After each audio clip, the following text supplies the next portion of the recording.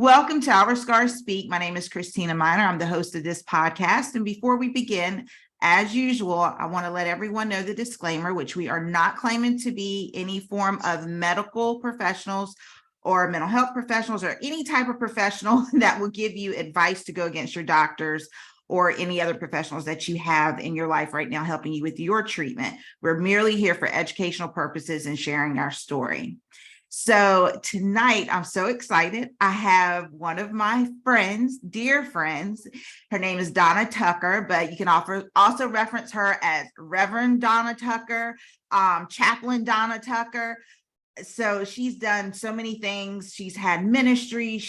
I don't want to get into her story because this is her story, but I'm just so proud of her for everything that, she has truly been a person to listen to God and move as he directs her, without judging other people, whether they believe in him or not. So tonight's exciting for me. She's going to share everything about that she knows about being a chaplain, because it's very, very important, I think. And her and I've had multiple conversations about hospice.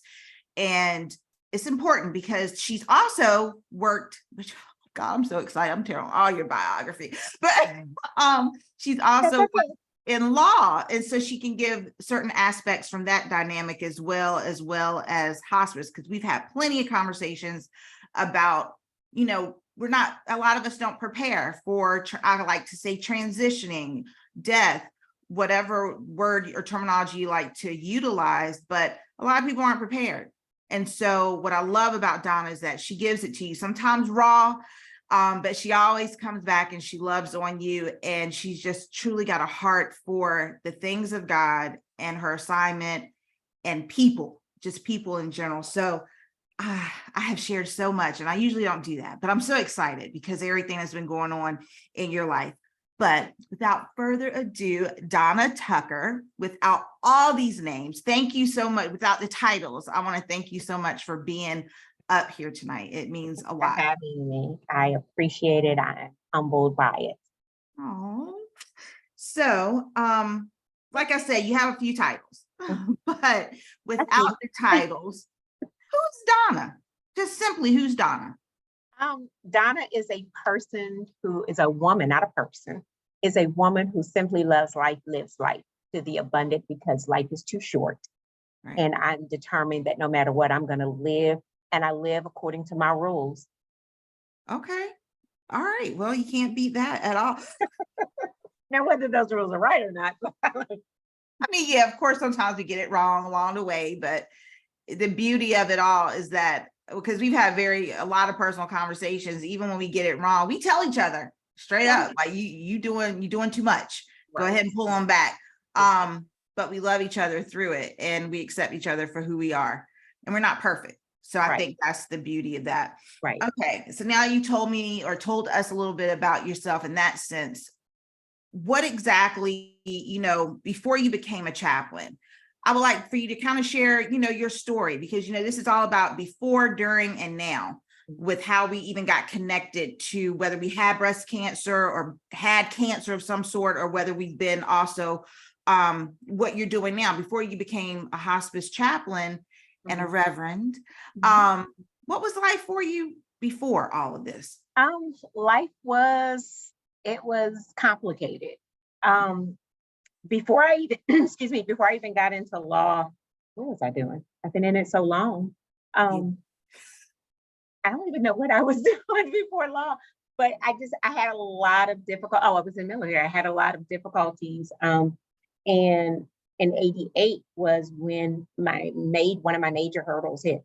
And that's when I got out of the military. I ended up with a medical discharge because they could not figure out what was going on with me. I was having major pain all the time. My cycles were horrible. It was preventing me from being able to do PT. It was literally preventing me from living, to do what I'm required by military. And so they sent me home. And you were in which branch? Excuse me. I was in the Army. I was in the Army Reserve. And I got home and started seeing the military doctors. No one could figure out what was going on, first, and then they made it seem like it was a psychological thing. So they wanted to send me to a psychiatrist, and to just talk to someone. Maybe you're just upset because, things with the military, whatever. Now I know pain. Pain is real. I've been Right. sick since high school with pain, bad menstrual pains. So one day I went to a local physician, civilian, and we were talking, and I remember being at Chippenham Hospital talking to him in his office, and he was probably just a light, he shed a lot of light. He did. We had I've had a total of 9 exploratory surgeries. Wow. They found that I had endometriosis. That was the initial diagnosis so they just kept going in and scraping the endometriosis over and over and over to the point where it was just getting sickening. And so then I ended up seeing another doctor, and they found that I kept having cancer cells. They kept seeing the cancer cells in my past. So that was an issue. And so they would do what was called the cryosurgery, where they would go in and freeze off the cancer cell. But my cancer cells were growing back so fast that the more they would go and try to freeze it off, the more, and then they do laparotomy on top of that, then it would just keep growing because you're exposing it to air, even though they're going through your belly button. So from there, and it just went on and it didn't stop. So, and finally in 95, I went to another doctor after I moved from Maryland, moved back here. I met another doctor, and he worked in Richmond at Chippenham, but he practiced out of South Regional, which was the hospital then, and off of Crater Road. So we went there, and he was talking to me, and I remember Dr. Tomlin was a lifesaver. And he said, Donna, these are your 2 options. He said, you can either go through life with the pain and not really know what's happening. We know that cancer is growing, but we don't know the rate that it's growing. And what type of cancer was that? Back up. I had ovarian. It was ovarian. Okay. So but the cancer was showing up not just on my ovaries, it was showing up on my uterus, and that's what they kept burning off. I don't think that they knew the extent of what they were seeing on my ovaries.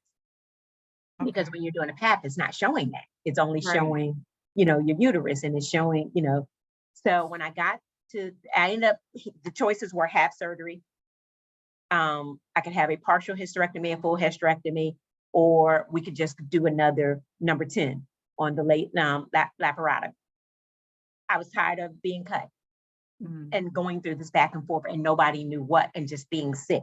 And he says, well, you could also try to have a baby. So that didn't work out because it almost killed me trying to have a baby. Oh, wow. And so he said, so this is if you want to try again.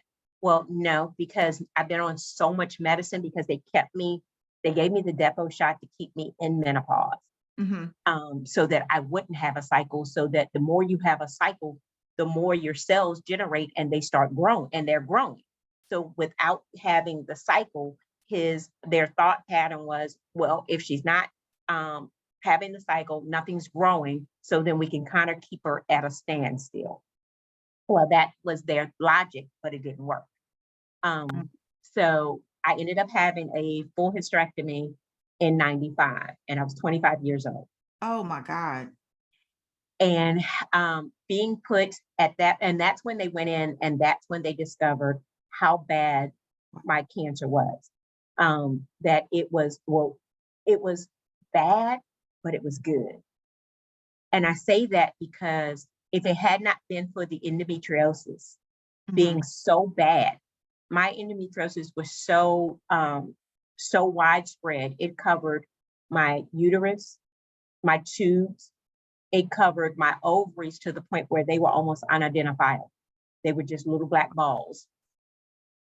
But it covered the endometriosis overshadowed the cancer. It smothered it. Oh, that's what the doctors were saying, that it, Right. Oh, okay. Because I know this was a while ago too. So medicine is, advanced. So it basically smothered and kept, and by it, the endometriosis was growing faster than the cancer.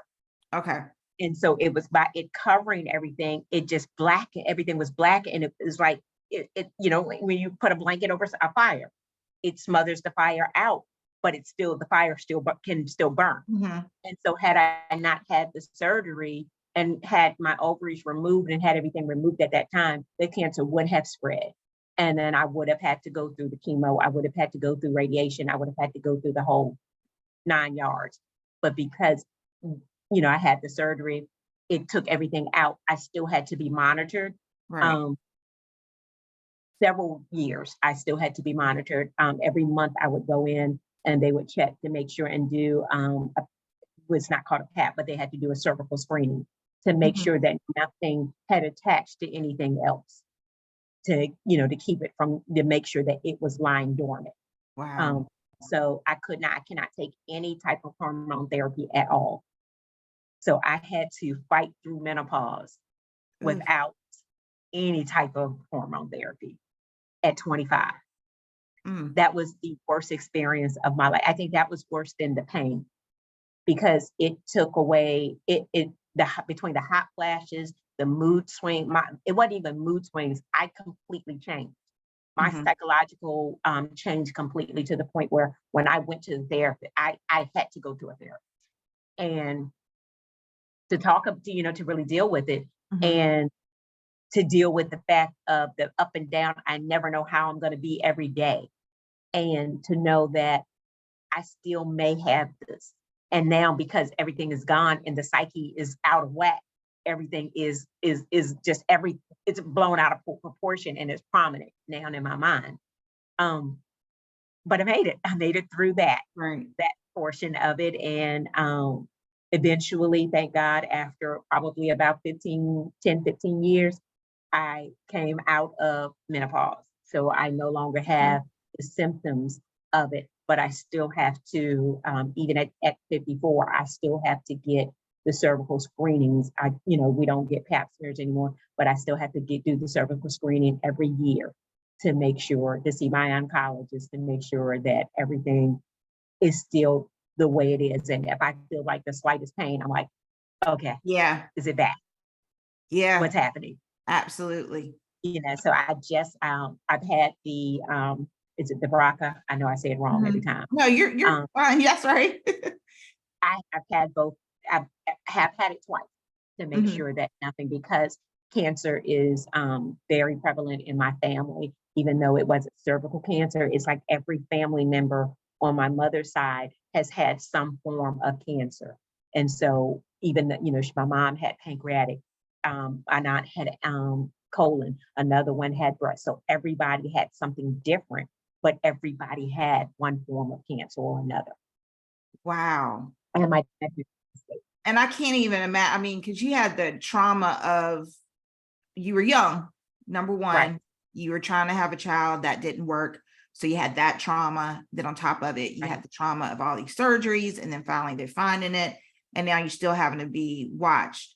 Right. So right now with this that you've told us, has the doctor, I know you say they're not really doing pap screenings, but they won't do it, even though because like for me, I had the LEAP procedure because they thought I had cervical cancer. Mhm.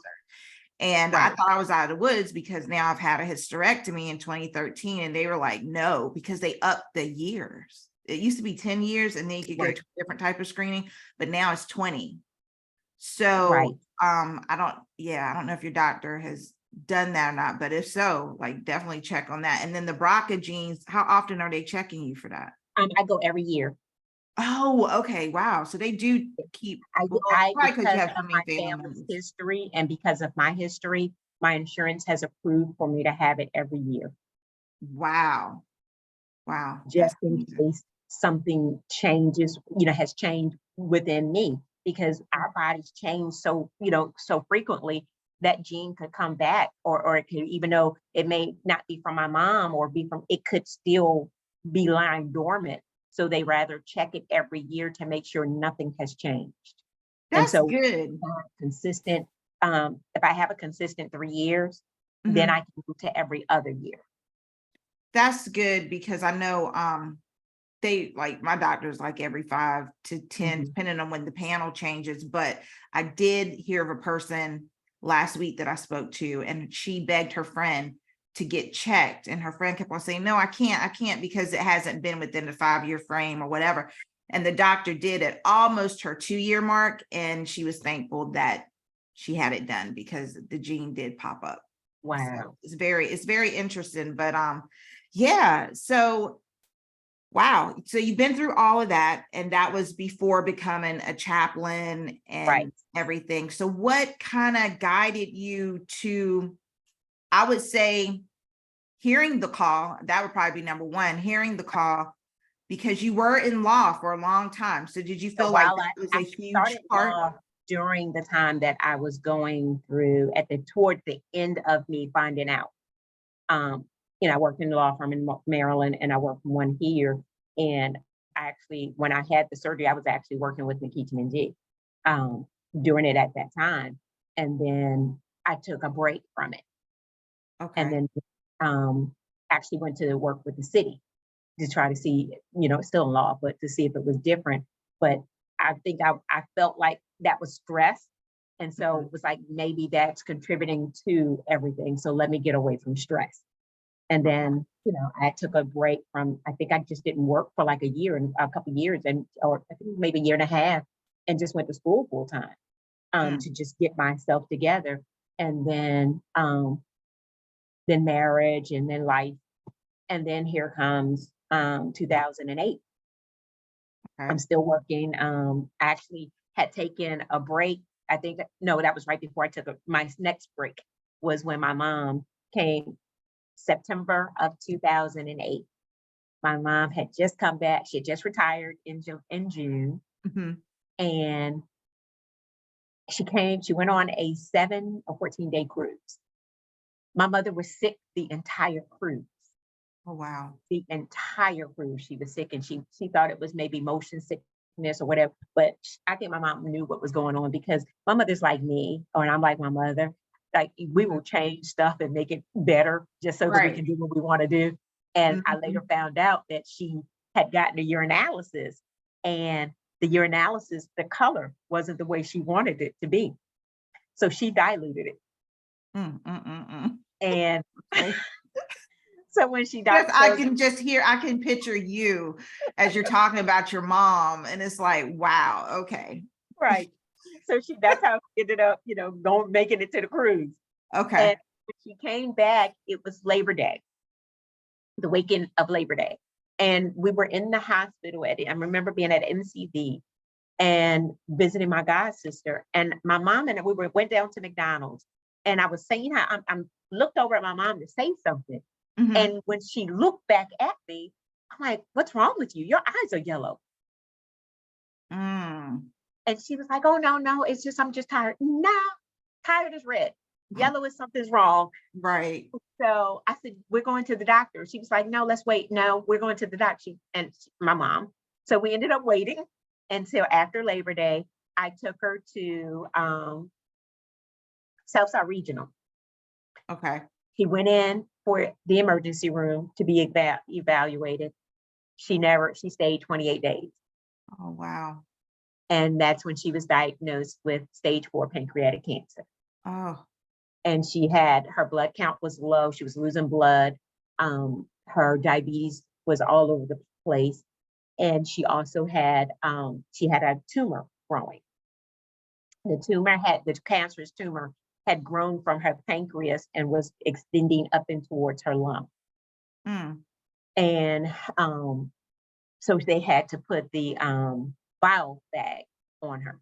Right. And I think that was the longest 28 days of my life, Wow. watching her go through this process. And so when she got out of the hospital, she started her chemo. Well, they started it in the hospital, and then she would go get her chemo, get her radiation. She started a radiation a few weeks later.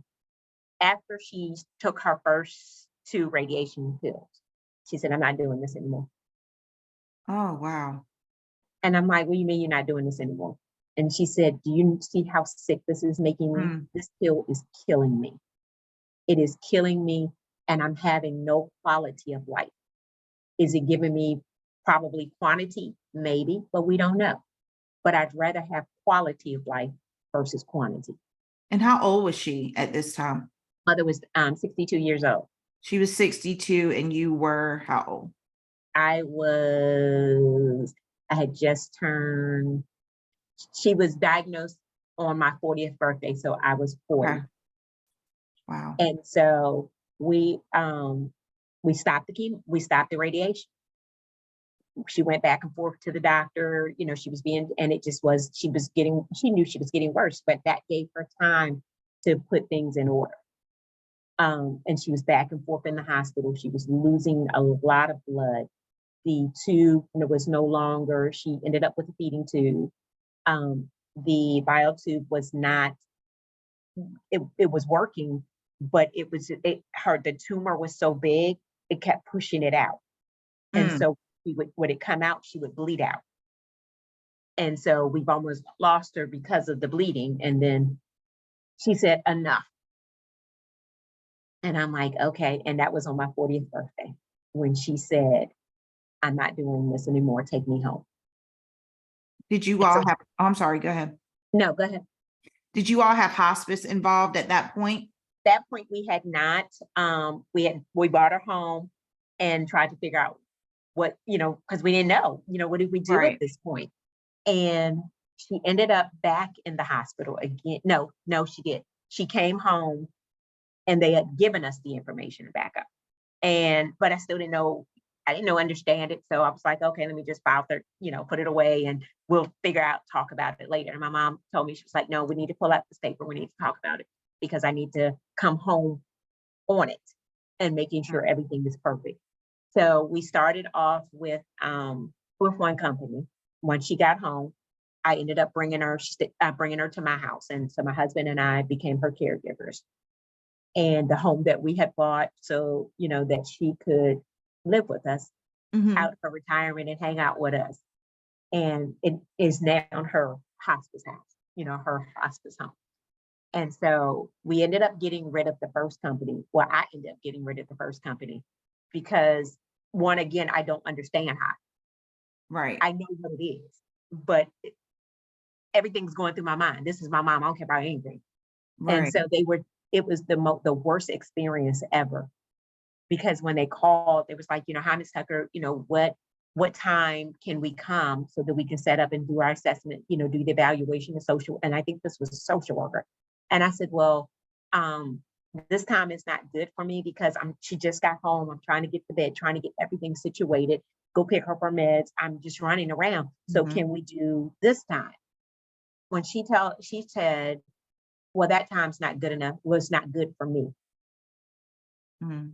Well, you asked me when it was good for me. Right. And it doesn't matter about you at this point. And so that's how that company was dismissed. And I called the doctor, her physician, which was actually my help, now had become my physician. And I told her, and I was like, my mom, I know that you're not, you don't do hospice. I know you don't do this, but you've been my medical doctor for over 20 years. Please take my mother as a patient. And she took her on. And so she told me who to call. She set it up with another company. They were there when I asked them to be there immediately. They got everything set up. They were absolutely amazing when it came to making sure she was set up. But the one thing that they forgot is care, is family care, pastoral care, psychosocial care. That element was negate. Okay. And no one was there. And I think that because everyone thought I was, knew that I was a minister, that, I'm going to be okay.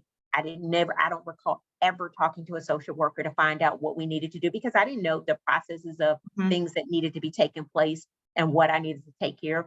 I didn't know that I was supposed to actually take care of me in that process. And who to talk to. Yes, I had friends, and yeah, I do have siblings, but my mom was dependent on me to take care of everything. Right. And so when I did that, and I just was in the blind.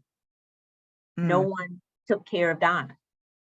My husband was there, but I didn't know how to take care of me and how to handle my mother is dying.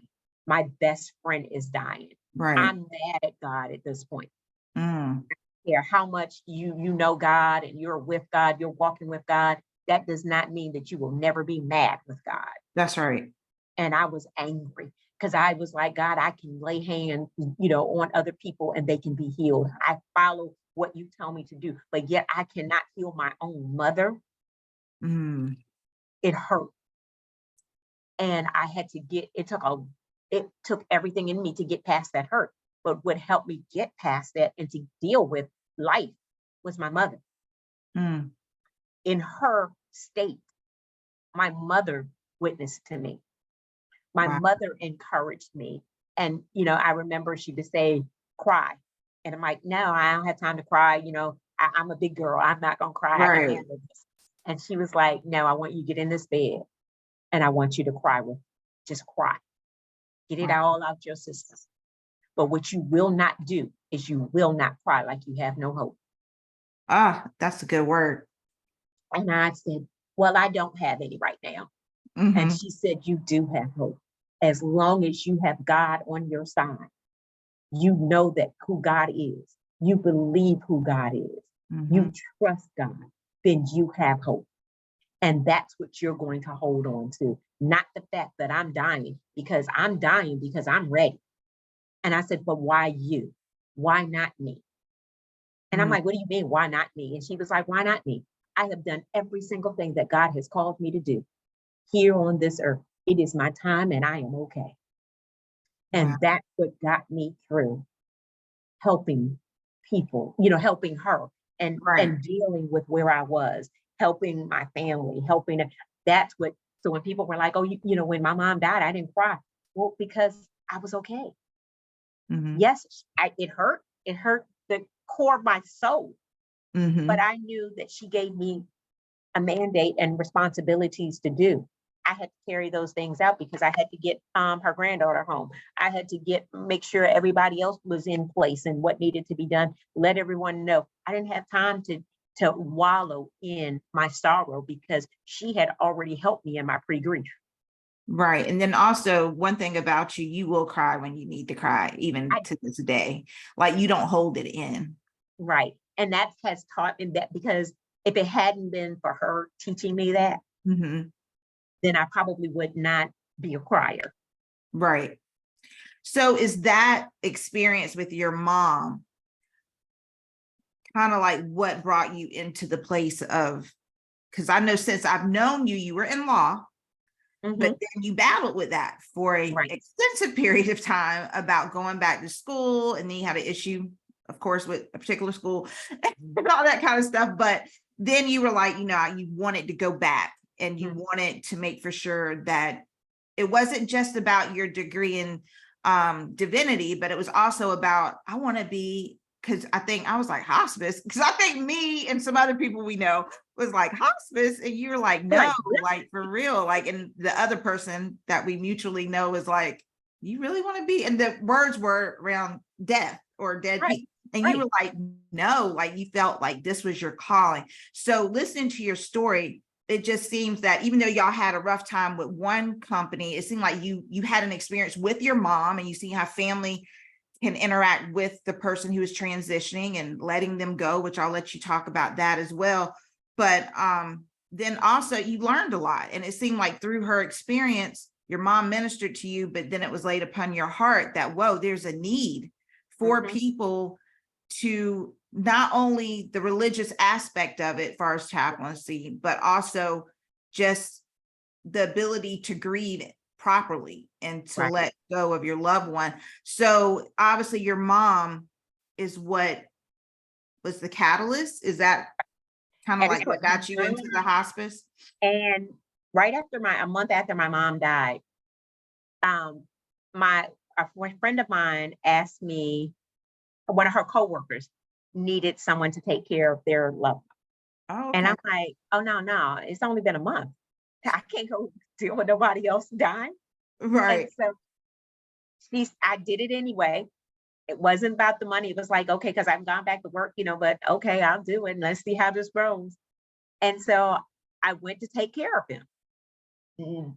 And the crazy thing is, one day I would make him go out the house because he didn't want to go out the house. I was like, oh no, we get fresh air. We're gonna get, even if you can't walk, we can roll you around the parking lot, or you walk and I got the chair behind you. And Right. so for like a week, I would be on him, and he finally went outside. And one day we were walking, and he said, "Your mom is so proud of you." Oh. And I'm like, okay. And I said, thanks. He says, no, she really is. You look just like her.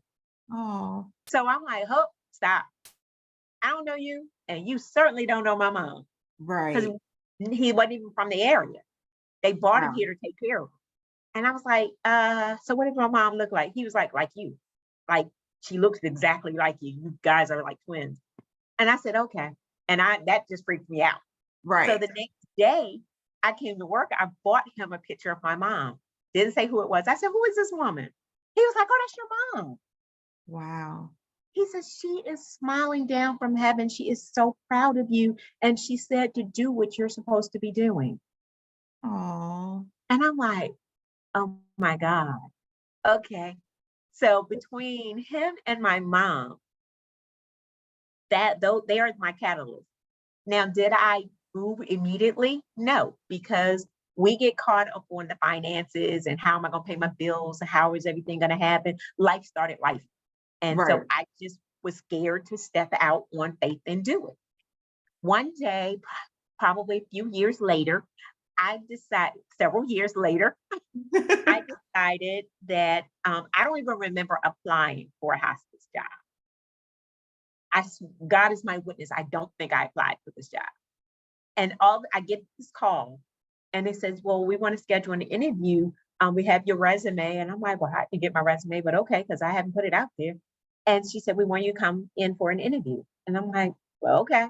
I don't have any experience, but okay. And it was PRN, which means it's as needed. As needed. Right. So I'm like, there is no way that I'm in Richmond. I'm going to drive to the Newport News for PRN.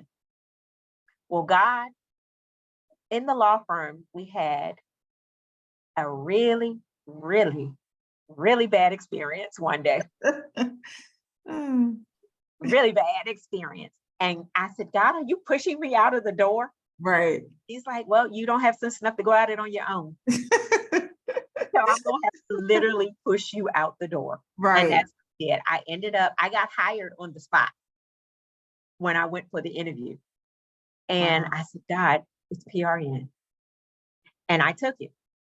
I Yep. packed up I didn't pack up immediately, but I started packing up because I knew I had to move eventually. My God is so humorous. Where I was staying, my lease ended in December. And I'm like, God, I don't have nowhere to live.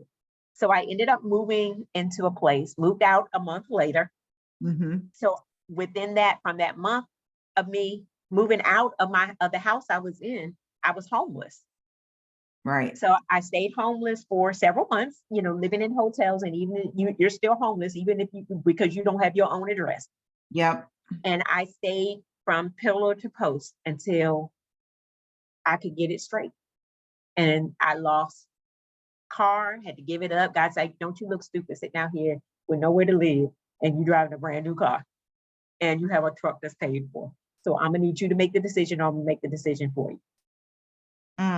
So on my 50th birthday, he made the decision for me because I didn't have sense enough to make it on my own. But I stayed the course. And I'm like, God, no matter what, everybody, no one understood.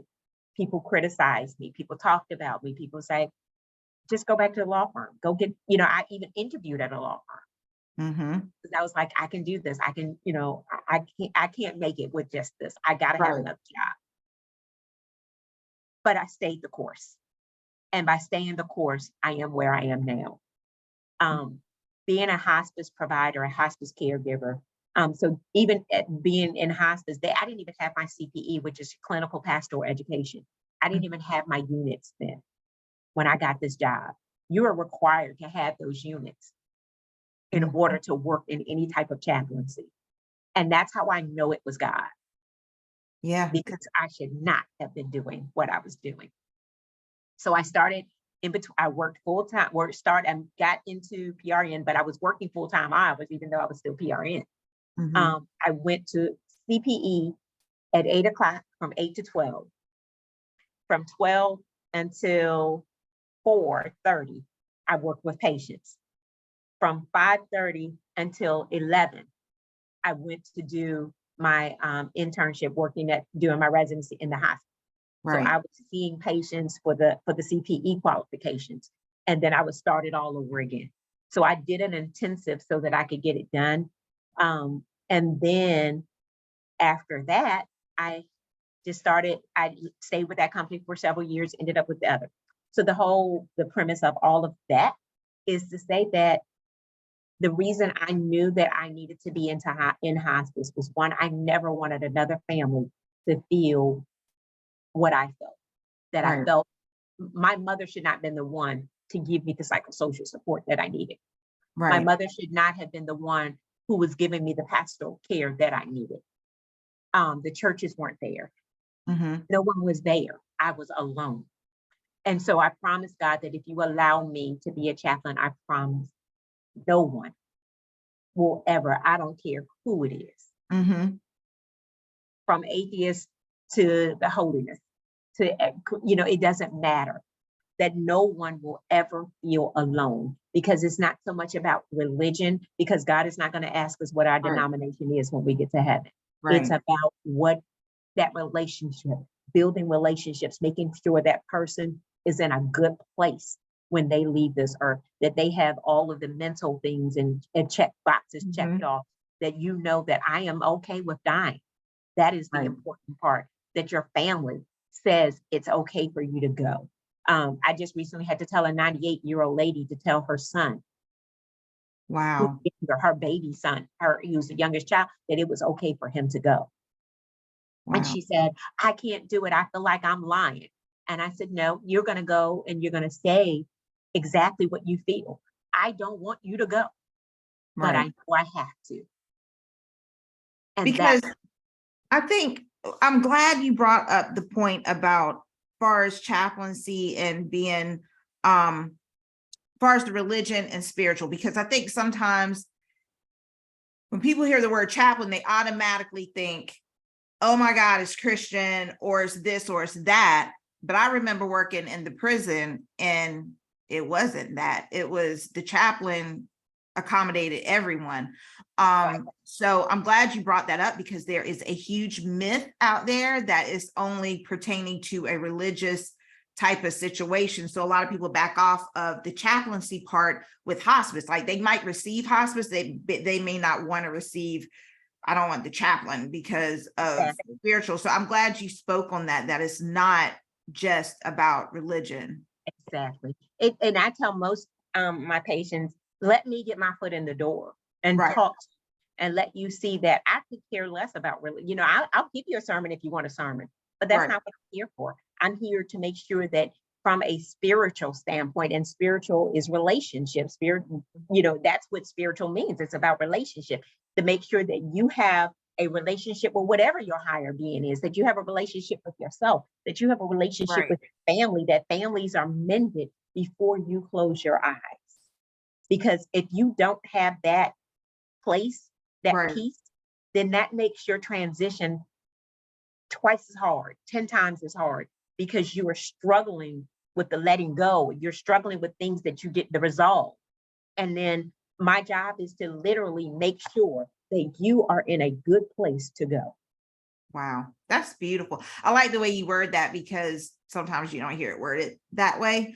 So explain exactly what hospice, you pretty much kind of hit on it, but consists of, far as including your role. And then also if you could kind of go into, which you've kind of explained, but also the 6 months, because you always hear like hospice for 6 months, then Right. the person does transition fine, but if they don't, then what happens? Could they come Right. back? Like if you could kind of go into that, but So primarily like what's your role first? Because I think we talked about maybe having somebody else on that can give another role within right. hospice. Exactly. But primarily with your role, because Donna, I mean, you've done beyond chaplaincy work in hospice. And I know that just from what I know you as a person and things that you have done, that your patients allow for you Right. to share or whatever, but I've known, like, you've done a lot in chaplaincy, and but what is the primary role for you specifically? And then if you could go into about the 6-month time frame. Okay. My primary role is chaplain and bereavement coordinator. Okay. So what I do is I'm a part of what's considered, we call the psychosocial team. The psychosocial team consists of the chaplain and your social worker. The chaplain is supposed to take care of your spiritual needs, spiritual and emotional needs. The social worker takes care of your psychosocial, social, emotional needs as well, social needs, as well as things that you may need within the community, Okay. or within, for resources. What I do once I go in is I just make, like I said, I make sure that you are in a good place. And I tell families, my job is not just to minister to you or to just be there for you, but it's also to be there for the family. Because even if they turn, there may be a day that I'm in there talking to the patient, and there may be a day that I'm talking to the family.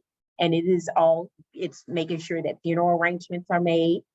It is making sure that even if cremation, whatever it is, making sure that everything that you need is in place, even if it's me helping you with the funeral, helping you plan it, helping you make sure you have clothes, making sure you have everything that you need for those final days so that the process is easier.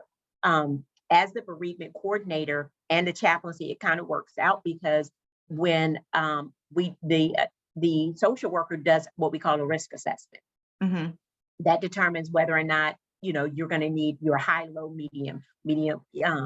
Once you get to a medium standpoint, then that's when I step in with the patients, or the patients and the caregivers, because I want to start doing pre-grief.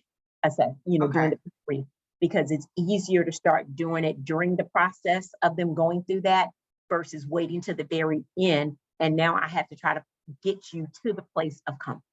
When I can get you to the place of comfort going through that process with them, that you are able to grieve while he's still here, and that he or she understands that it's okay to grieve with the patient, and let them know that it's okay.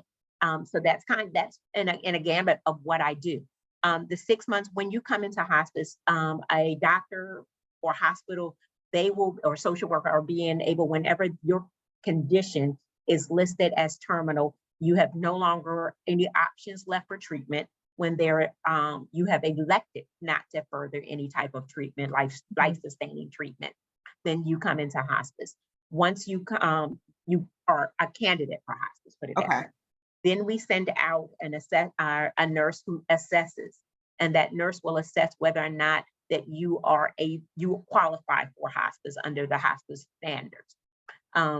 6 months to a year. That's what the law says. Or what the guidelines say, 6 months to a year. We have had patients that have been on for years, for a couple of years. It's based on decline, because even every 3 months, there is a evaluation, which we call recertification, where they are looking at your condition to see if there is any type of decline, whether it's weight, whether it's mental, whether it's your cancer has spread, or whether we're looking at all of those things. But you cannot, during that stage, you cannot do any type of life-sustaining anything. Because if you do, then you are no longer qualified. If you go to the hospital, you are no longer on hospital. Really? It means you are actually going for life-sustaining. That we will send you we will send you to the hospital if there is a situation that is not your diagnosis related. If it's diagnosis related, then you cannot go to the hospital. Say if you fall and break a hip, and that's not then you need to go to the hospital and get that. Because it's not related to what you're in hospice for. Okay, I got you. So you have breast cancer and you're terminal, but I don't know, you call COVID. You want to take something that is going to treat you, then no, you cannot be on. There is no treatment. Yet you can stay on like blood pressure pills. You can stay on diabetes. Anything that is related, non-related. You can stay on those things. Okay. But not for treatments. And it all determines by the doctor, Mhm. who our medical director, and the nurse who evaluate, and all of our notes. So they look at all of our notes. We do interdisciplinary meetings every 2 weeks. And we meet and discuss every patient, and we talk about decline. We talk about what's going on with everything. And at that point, it kind of determines whether you stay or go. Okay, and so when you're helping also within this, so this next part I'm getting ready to ask you about, is this you or the social worker or who, when it comes to like, I guess DNR would be more the nurse, I would assume, DNR, the nurse, when which you is do come not on, resuscitate, right, guys, do not sorry. resuscitate. Yeah. When you come onto services, the admission nurse, we strongly 100% ask that you sign, because if not, we about everyone, all of us are trained in CPR, but if a nurse is there and you decide not to call not to sign a DNR, then that means they're on your chest, pounding your chest, they're breaking ribs, they're going to do whatever, because they have to call 911. Even if you're on hospice, if you don't sign that DNR, they have to give you CPR. So it's still up to the It patient. is up to the patient, but based on the condition, we recommend it. Okay, especially I guess if someone's like really fragile. Right, if someone's fragile, or you're on hospice because you have a terminal. Right, and because you are Right. expected to train. Exactly. Okay, so the other part, which Sometimes also, you not sign it until the very end, until it gets to the point where they know that you're close to transitioning. okay. So a lot of families, and I don't know if hospice helps with this or not, but I know for sure you have helped with this in law. A lot of people don't have living wills. A lot of people, I talked a little bit about it the last week about, even if you don't have a power of attorney, a general power of attorney, get a medical power of attorney. Are those some of the things that you all address if the family doesn't have like a living will, or even though it may be expensive, but even life insurance at that point? Like, is that something that you all kind of talk to the family about? Everybody, if you cannot speak for yourself, or if there's dementia, there has to be a power of attorney, whether a power of attorney or a guardianship, there has to be something in place.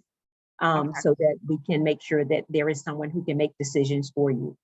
If, and I've given, the social workers now have a power of attorney form that they can give to families, free of charge, because we want to make sure that those documents are in place. They now also have an advanced medical directive. The difference between a power of attorney and a medical advanced directive, they are two separate documents. Right. One gives permission to handle affairs when you are not able to handle the affairs. It can also include medical, it can include financial, it can include property, real estate, taxes, etc. It is a durable medical power of attorney. There is a difference between a regular power of attorney and a durable. A durable covers everything that you can do. That's what that does. Your advanced medical directive is when you want to make sure that if you have to go to the hospital, or you had to make a decision that you cannot make, you don't want somebody to pull that plug, you better do that advanced medical directive, because no one should have to make that decision for you. That is a hard decision for your family members to struggle through. Make your wishes known so that people know what it is that you want.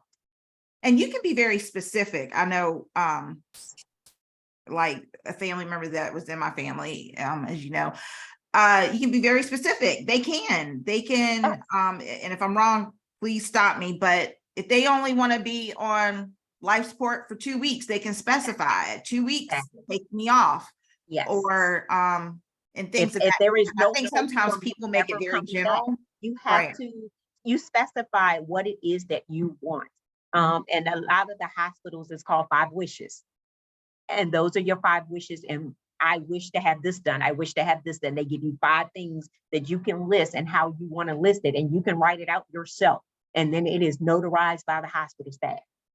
And that, which this isn't really, I guess it's kind of similar to hospice, not really, but anyhow, it was a patient. I always think about this patient that I had one time that was dying.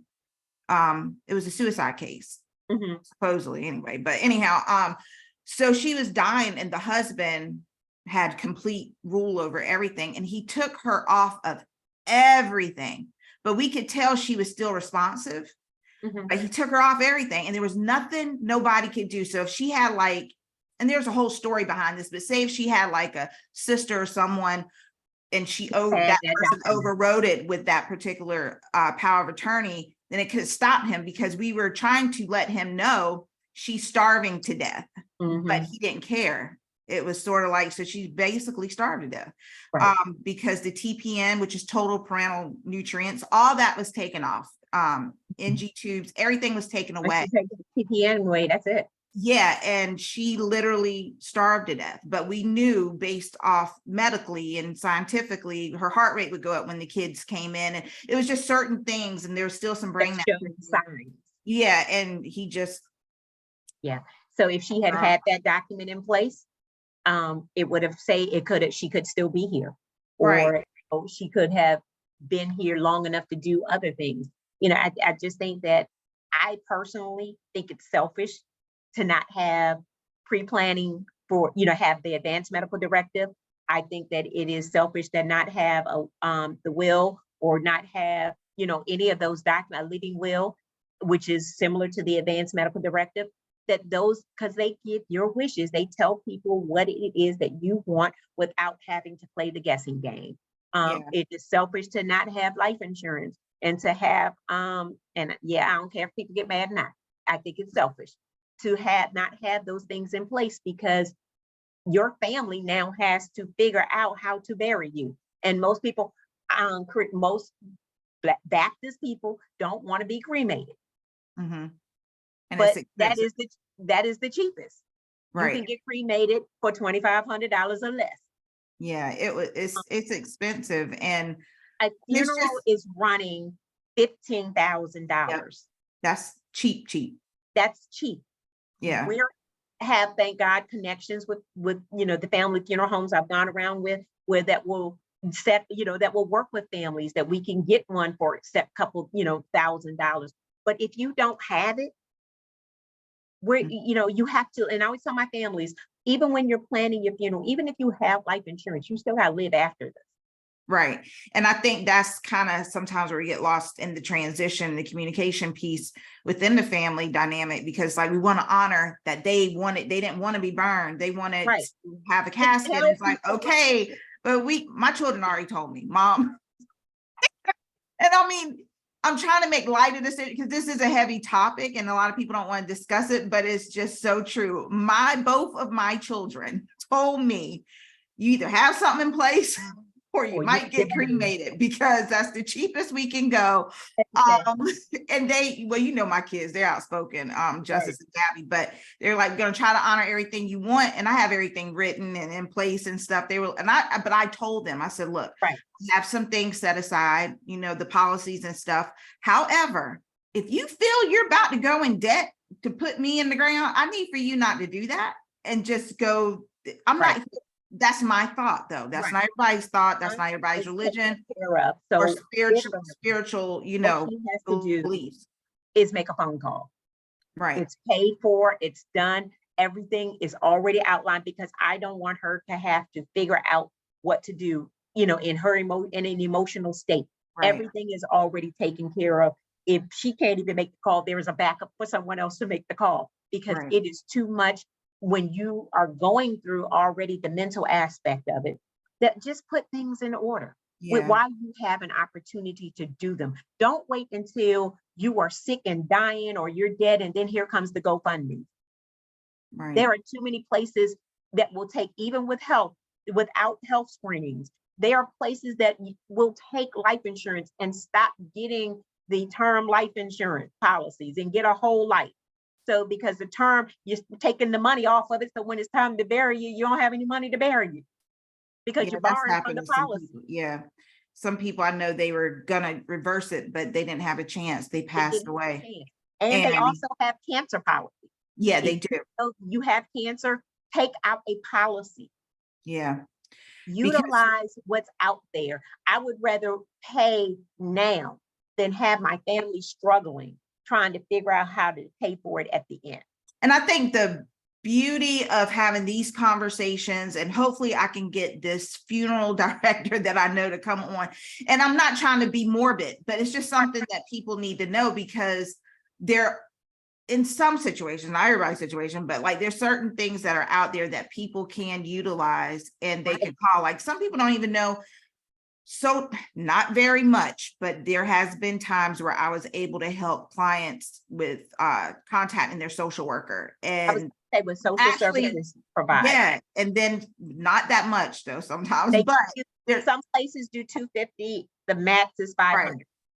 right. And then you have also, if you Funeral advocate homes for have them, this thing where they can set up, it's almost like a GoFundMe. Some of the funeral homes have it. It's almost similar, very similar to a GoFundMe. But they set it up for you, and you send it out to those that need to go, or post it where it needs to post, and that money goes directly into that account, into that oh, fund. wow. And it pays for your funeral. It pays, well, they do it for cremation, not for your full funeral, but it helps take care of the cost, so Right. that, and anything that is left over out of that, it goes to the individual, to the family.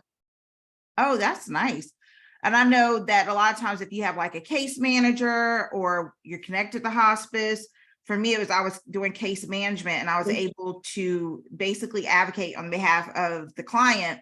So I was able to get the social worker involved, and then that wasn't that much, but it was some, but then I was able, and people, I'm telling you right now, networking is everything, not just networking, your personality.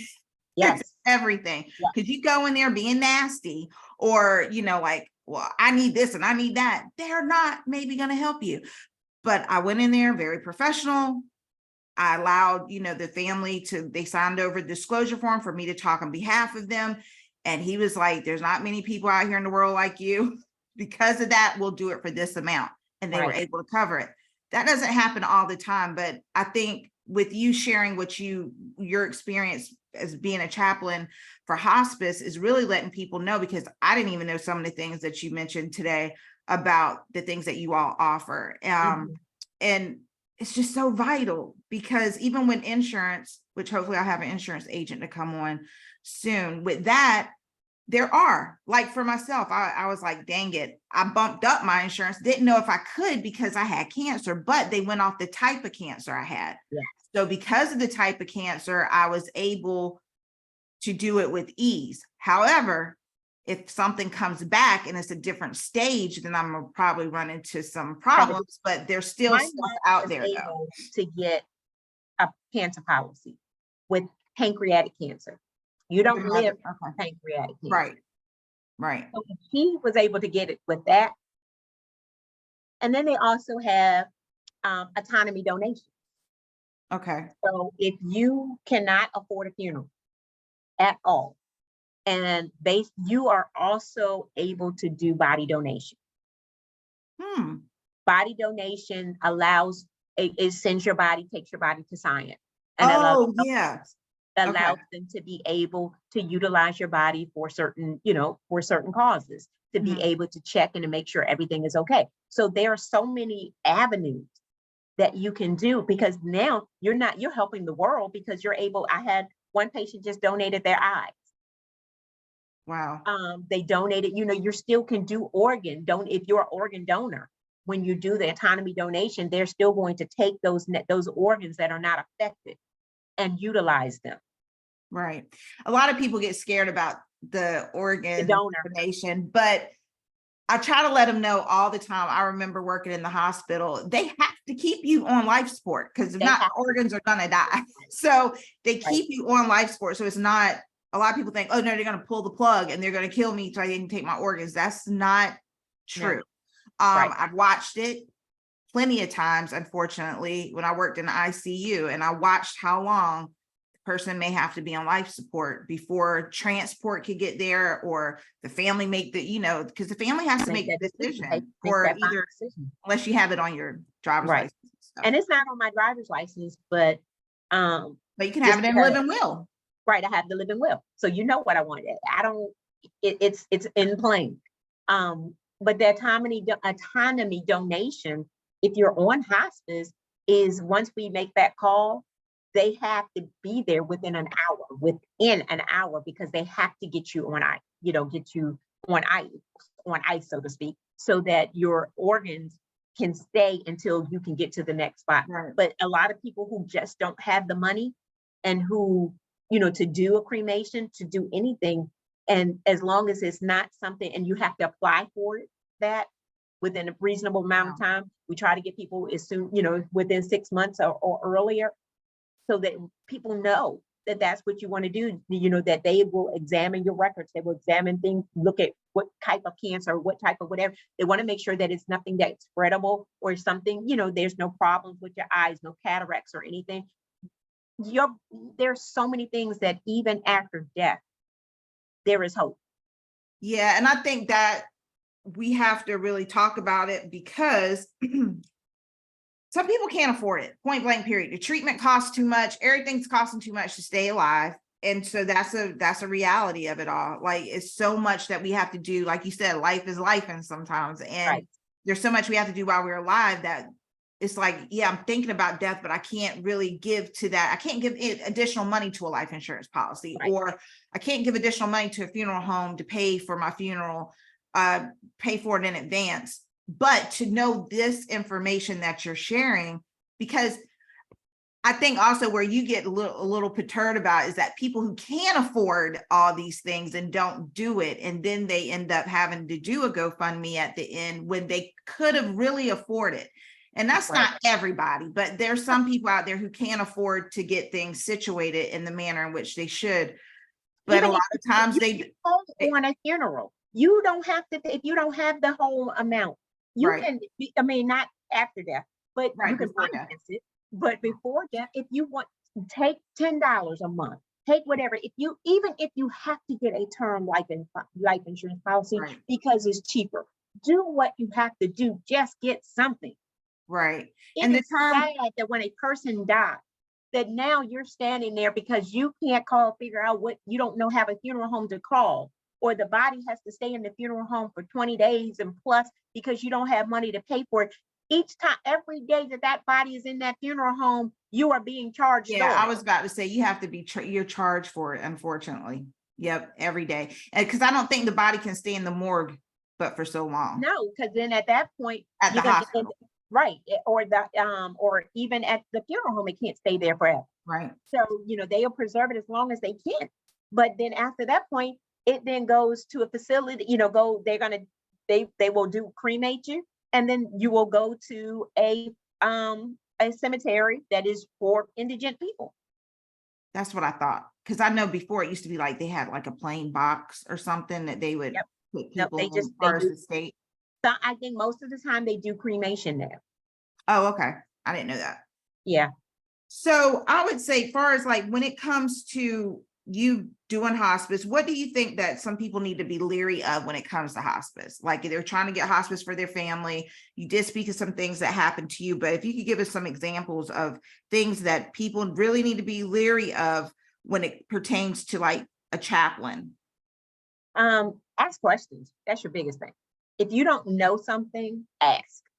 Don't assume that the chaplain is coming there to do anything other than what I tell you from the beginning, because that's what I set up in my care plan. What you tell me you want, that's what I provide. Yes, I go above, go extra, but I want to be, and so our goal is to always honor a person's beliefs, a person's culture, a person's nationality. We try to honor everything, because you may have a Muslim. There are certain things that have to be done. There are certain things that a woman can't do when it comes to that religion. There are certain things in Hinduism. And even with Jehovah's Witness, there are certain things that are required, and that we try to make sure that we're honoring. So if you feel like ever that your personal beliefs and your personal religion is not being honored, say something, because we don't ever want to be disrespectful to your household. We don't ever want to be disrespectful to what you believe in or don't believe in. We want to honor you because of the person that you are, no matter what, and that includes your family. If anything, if you feel like pain is not, whether pain is not being managed, if you feel like that they're not getting back the way they should, anything that that allows that person to remain in a dignified state that is not happening, whether it's from a mental, spiritual, social, or physical, say something. You are your own advocate, even in your house on hospice. Okay. So the patient is as well as the Oh, caregiver. absolutely. The as primary well. caregiver. Now, I tell people the primary caregiver and the patient are those who I talk to. Okay. Now, if there are other family members, can you call? No, ma'am, I can't. Because that's how you have miscommunication. Okay. Now, we can have a family meeting so everybody can get all the information at one time, or you can call them on three-way when I'm on there, but I'm not calling this one because one, that it's not listed for that person to be Right. talked to. So I'm going to communicate with those persons that are listed on our information sheet. Those are the ones that we contact. Okay. So That's good. have a responsible advocate for you. A responsible person, list that person as the one who can be your caregiver. If you live alone, and your condition is deteriorating, we are going to recommend that you go into a facility. Okay. Because if you cannot take care of yourself, if you cannot make your needs met, you cannot make, do all of those things, then you cannot care for yourself. You cannot, if you have dementia and you're staying alone, there's Right. no way you can be able to administer medication properly on your own. So anything that becomes a safety issue, then we're going to recommend that you get into a facility, or we're going to call APS.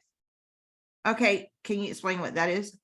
Adult Protective Services. Okay. If an adult is not being taken care of properly, if I come in your home, and every one of us are mandated reporters. If I come into your home in situations, we talk to you about it, and I see something still after you had a conversation with, and it's still going to the left, if you're not caring for that person, or if that person's getting wounds, or they not being, or whatever's happening, they're hungry, you're going to get reported.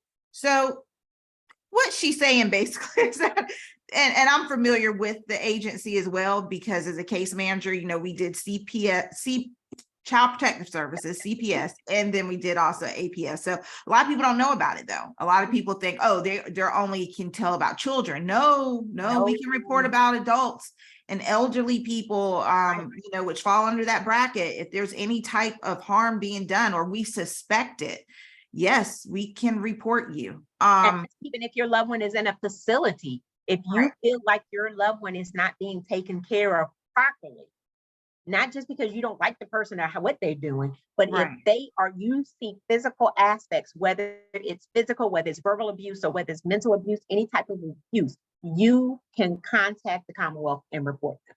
That's right. So please make sure y'all do that, because there's so many elderly people, not just elderly, but disabled, veterans, that are being abused constantly, and no one's reporting it because all they're thinking about is Child Protective Services, and it's like, no, there's a whole nother branch to that. Right.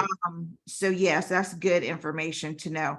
So is there any last final words as far as dealing with hospice that you want to share, especially to the caregivers, or even to someone who is contemplating about being on hospice or is on a hospice right now? My biggest thing is, don't wait to come on hospice when you are at the point of death. Okay. And I say that because, again, you want to have quantity over quality. We want you to have, quality over quantity. We want you to have a long time.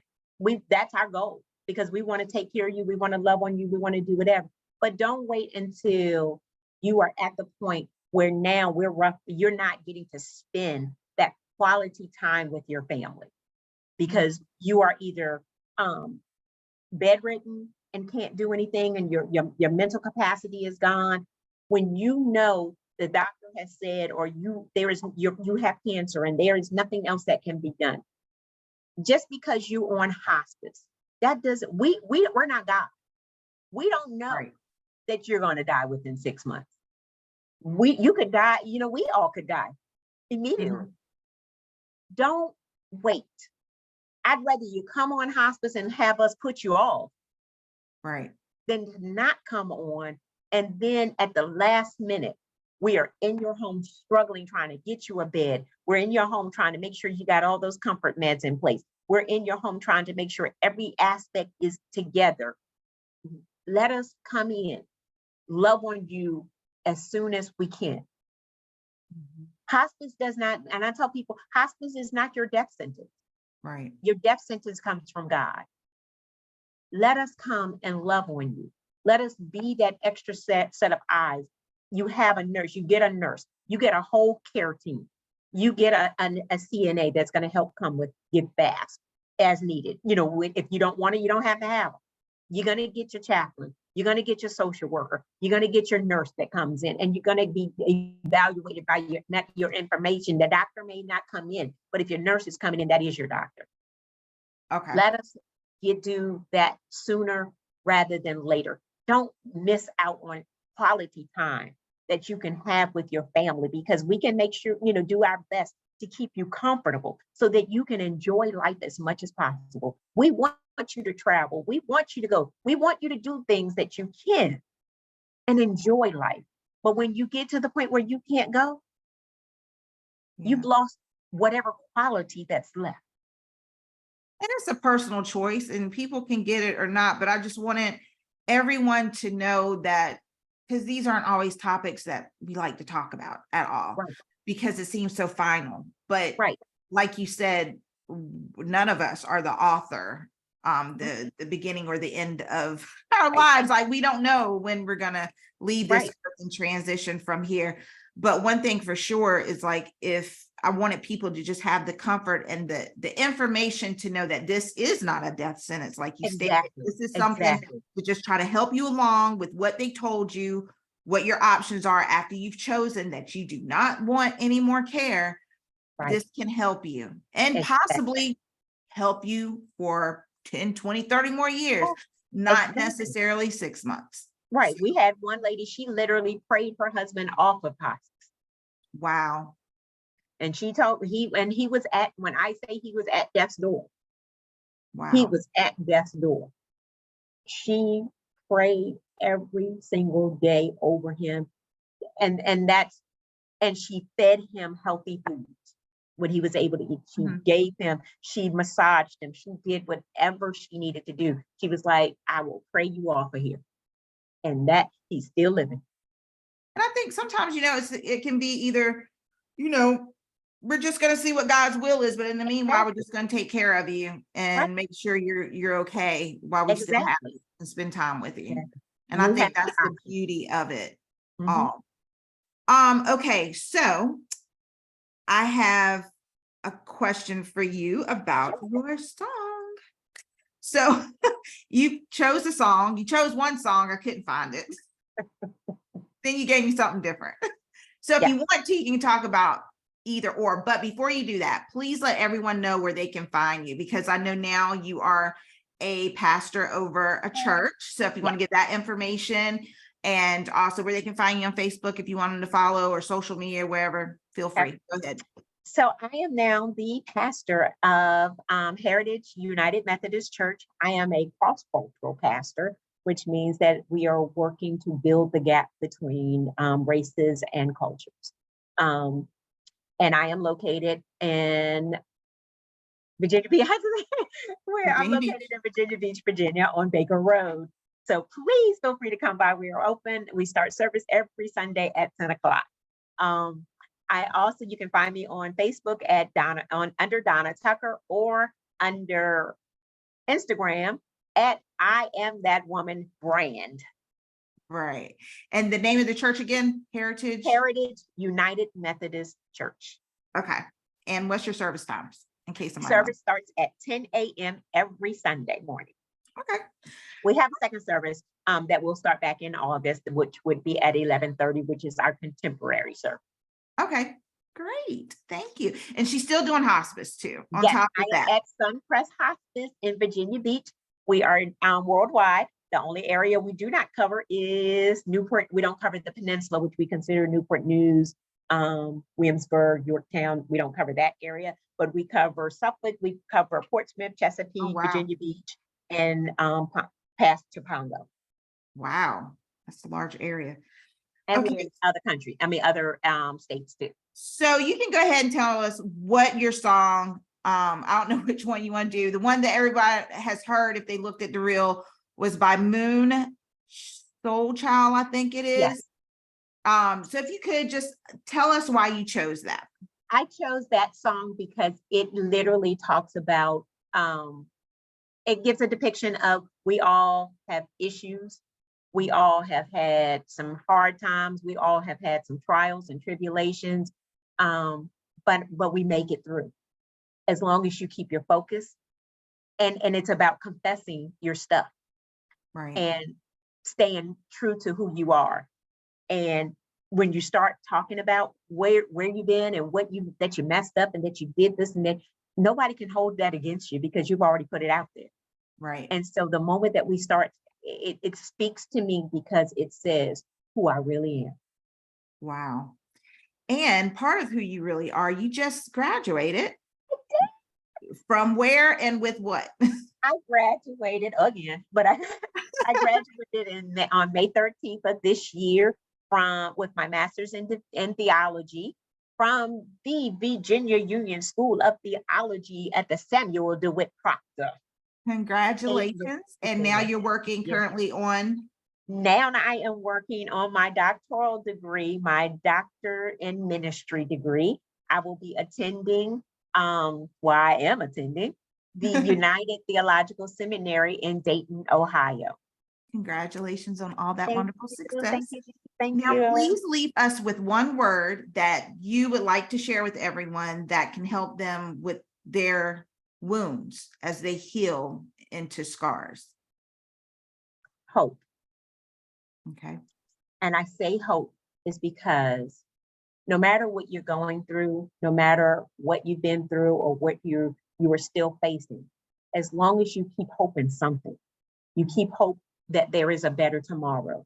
You keep hope that there is one day going to be a cure. You keep hoping that God, I know, or whoever your being is, that I know that this road seems hard, but I'm going to hope that things are going to get better. I'm going to hope that my families are mended. I'm going to hope that my heart is healed. When you have hope, what can the world take from you? Right. Because hope is something that no one gives you. Hope is something that you have earned and something that you have gained through your experiences. Beautiful. I have a word for you because that's what I do. I lead with words too.